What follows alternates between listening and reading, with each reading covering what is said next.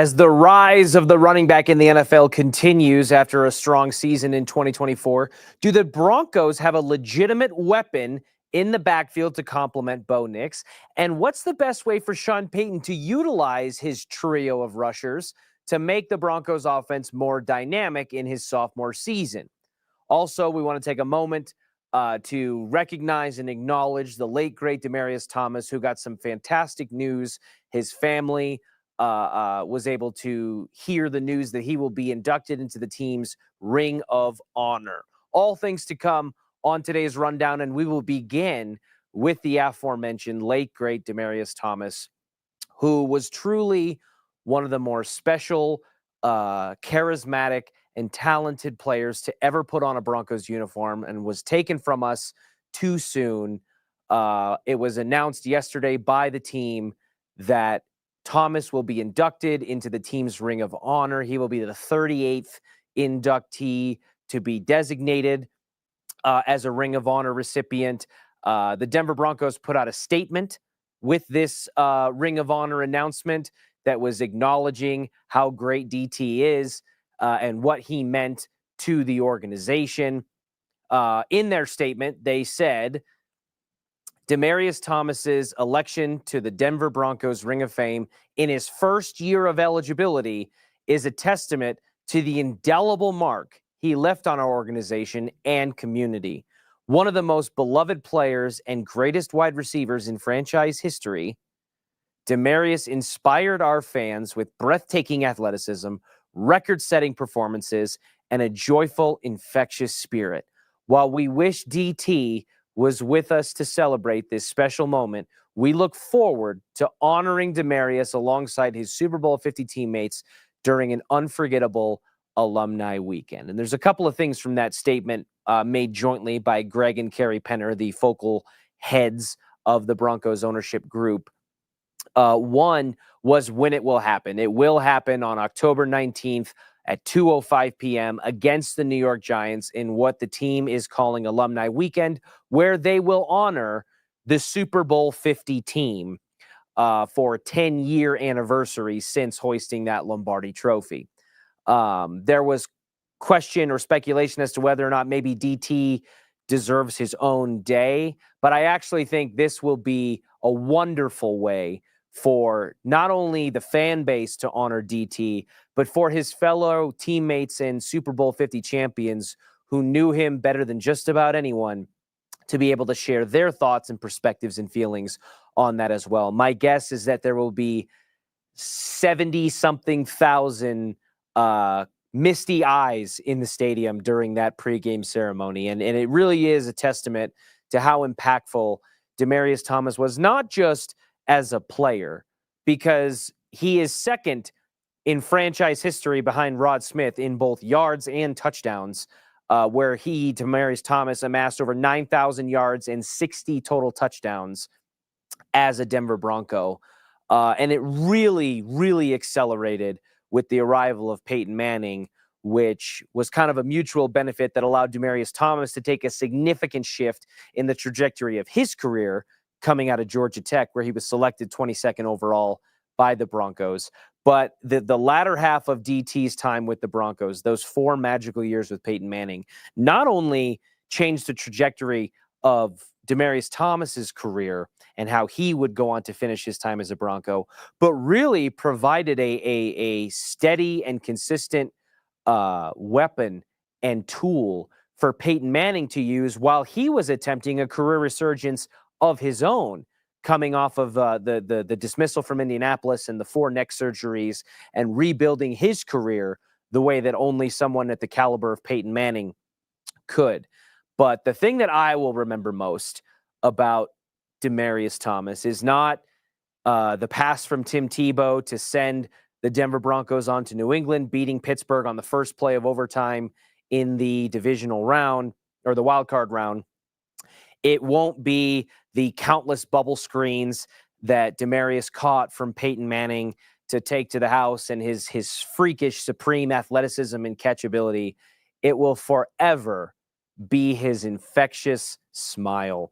Demaryius Thomas his personality, his infectious spirit and joyful spirit that Greg and Carrie Penner alluded to in their statement, and just that smile that could light up a room is what I think transcends Demaryius Thomas beyond the annal of an all-time great franchise player. As we mentioned, he's just under Rod Smith, arguably the greatest receiver in franchise history, and should be probably a Hall of Famer in my book.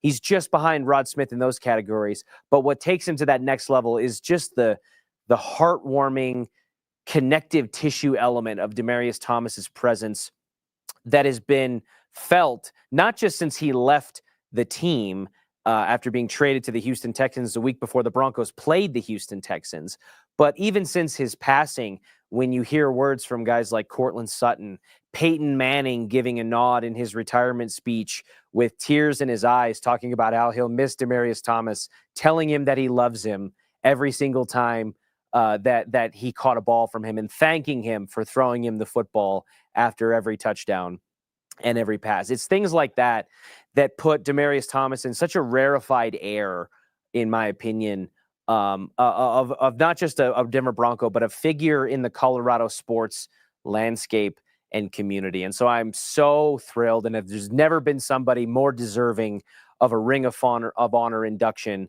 in my opinion, than Demaryius Thomas, for what he was able to do on and off the field, and truly what he meant as a heartbeat, a glue guy, star player for the Denver Broncos, carrying both of those yokes simultaneously in a way that is so special, and now will be immortalized forever at Empower Field at Mile High. So as was signed off in the Denver Broncos statement when they tweeted it out with the hashtag LLDT, which stands for Long Live Demaryius Thomas. And now Demaryius Thomas will get to do just that, as he is enshrined forever at Empower Field at Mile High in the Ring of Honor and a part of the stadium itself. We will move on to this year's Denver Broncos squad, who began their organized team activities yesterday. We were going through some of the key storylines and intriguing things to watch as the Broncos start to truly take the field for their offseason activities beginning this week, with training camp just around the corner. We talked yesterday about a sophomore slump potentially for Bo Nix, and what the health of the inside linebacker room could mean for a reloaded Broncos defense, given what they showed last year. And now we want to turn our page to the offensive side of the football, where we look at this new re-energized, revamped running back room that needed, frankly, a defibrillator after last season. Javonte Williams signs a one-year deal to go to the Dallas Cowboys, and the Broncos pass on Omarion Hampton, pass on the opportunity to trade up for the likes of a Quinshon Judkins or a Travion Henderson to select RJ Harvey, the 5'8", 190-pound running back out of UCF, someone who we saw familiarly do some damage against Coach Prime's Colorado Buffaloes during their regular season matchup. So he becomes the presumptive head, or the leader in the clubhouse, to be the lead back in this offense. And then you have returning third-year player Jaleel McLaughlin and second-year player Audric Estime at 5'7" and 5'11", respectively. So when you look at these three running backs and the season that they had, RJ Harvey coming off a 1,500-plus yard season, with a little bit of production in the running back room, and Jaleel and Audric kind of having pretty minimal roles. One, because there was this three-headed monster attempt, and Javonte Williams absorbed a lot of the carries. He was the team's second leading receiver by receptions, was Javonte, in the 2024 season. So there isn't really a clear leader in the clubhouse that I think is there by merit. RJ Harvey, because he was chosen by the Broncos and Sean Payton in this draft just last month, is the presumptive favorite to kind of take that role, because you wouldn't invest early in the draft in the running back position if you felt comfortable with what you had. But they all three present different skill sets and body types that I think make it kind of muddy in terms of who's going to and who deserves to and who's the most effective player to assume that mantle as the lead back. My guess, again, is that it will be RJ Harvey. But here's what I think. I think that Sean Payton has perfectly amassed his platoon of running backs that he is going to use without really establishing a full and true, clear lead back.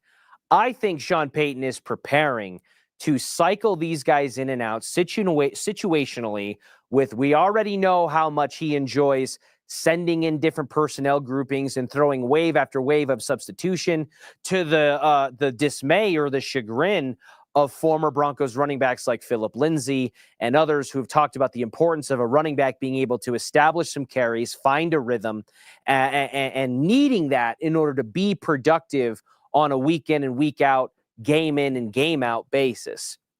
But I think that's exactly what is going to happen. I think Audric Estime at 5'11" and 220 profiles to be your third down back, your pass protector, your bruiser in short yardage. I think Jaleel McLaughlin, who's more slight of frame and doesn't really project physically to be the guy who can handle a heavy workload, but has some explosive potential and capability speed-wise. I think he profiles like your receiving running back, your scat back out of the backfield, that you can mix in some play action and some other opportunities to get him involved in the passing game. And RJ Harvey is probably your early down back because he's certainly no bruiser, bell cow, wrecking ball himself. RJ Harvey projects to be your early down back to be able to help you move the sticks early in the downs and free up your opportunities to open the playbook on second, third, and beyond, and maybe potentially develop into more of a pass-catching back, which he was not asked to be a lot at UCF, but we have seen him already in early offseason activity between rookie minicamp and OTAs, working out of the backfield and catching some passes from guys who throw the ball a little bit less nice than Bo Nix, to say the least. So I think you're going to get RJ Harvey in on the early downs, maybe some involvement in the passing game there. Jaleel McLaughlin being kind of a passing game specialist type of back who can give you spot fill duties in the run game as well, and is proven on tape to be able to at least attempt that. And Audric Estime becomes your third down. It's 3rd and 1. You got to have it. 3rd and 2, 2nd and 2, and you want to make a statement kind of back. So whether or not that's effective, we will see, because frankly, it wasn't effective last year with Javonte, Jaleel, and Audric. So if simply switching RJ Harvey and subbing him in for Javonte Williams as that kind of lead back is effective, and then you pass some of the pass protecting duties maybe on to Audric Estime, who Sean Payton clearly feels confident about still after selecting him just last year, and Jaleel McLaughlin gives you some kind of scat back passing game opportunities with some runs mixed in. If that really is the simple solution, and that takes the Broncos from being a pretty ineffective 16th overall team in rushing in the NFL, with a lot of that having an asterisk because of Bo Nix's legs on scrambles and design runs that inflated those numbers. If that's simply the recipe fixer, then great. But I think that's asking a lot of a back in RJ Harvey, given the physical makeup that he presents and what his best skill set is. I think we're asking potentially a lot of RJ Harvey in year one to come in and just turn this thing right around. But we shall see as we continue our countdown of the top storylines heading into this Broncos offseason. We'll get into some tomorrow. We will also have to, at some point, acknowledge the futility that the Colorado Rockies continue to show as they trudge further and further into the wrong side of history in terms of just how bad you can prove to be as a baseball team. And David Adelman is speaking right now, I would imagine, being introduced officially as the new head coach of the Denver Nuggets, turning the page firmly on the Michael Malone era.